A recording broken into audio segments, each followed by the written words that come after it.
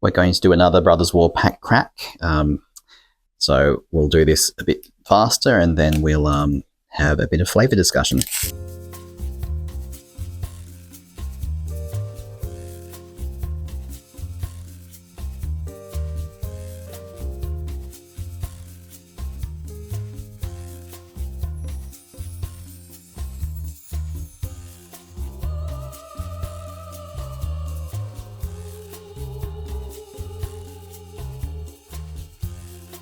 Well, that was a highly underwhelming pack.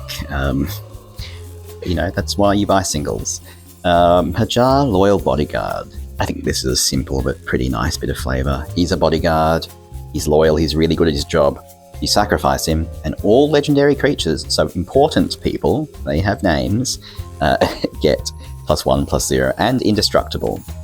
So that's him doing his final bodyguard moment, taking the bullet for the important named character.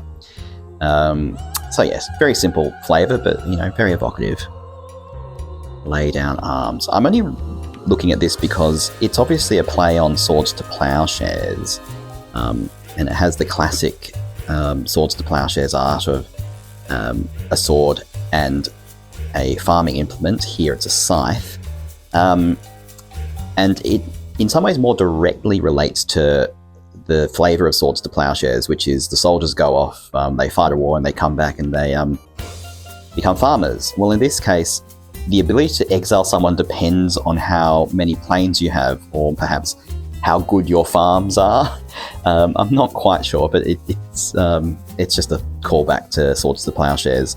And in that regard, I would recommend the video of Something On. I'll link that in the notes below. Argothian Opportunist. Well, actually, all three of these other cards are Power Stone cards.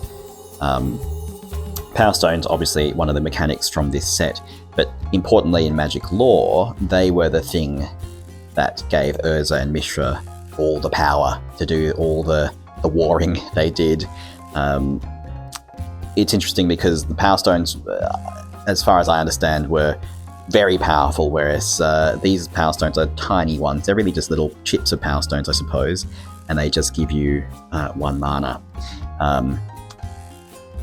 And so what the elves do, not the elves, those in Argoth do, is they're more in tune with nature. They're not really trying to be involved in this technological arms race that Urza and Mishra are, but they had to give green a bit of the set mechanic, so they get Power Stones, even though artifacts are never really a green thing.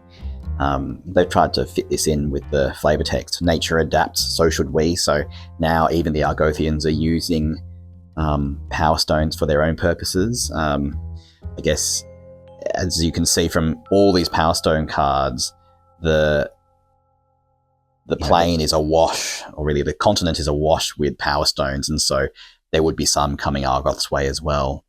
And they're an opportunist because they've probably stolen it from some equipment of Urza or of Mishra's that's been left behind.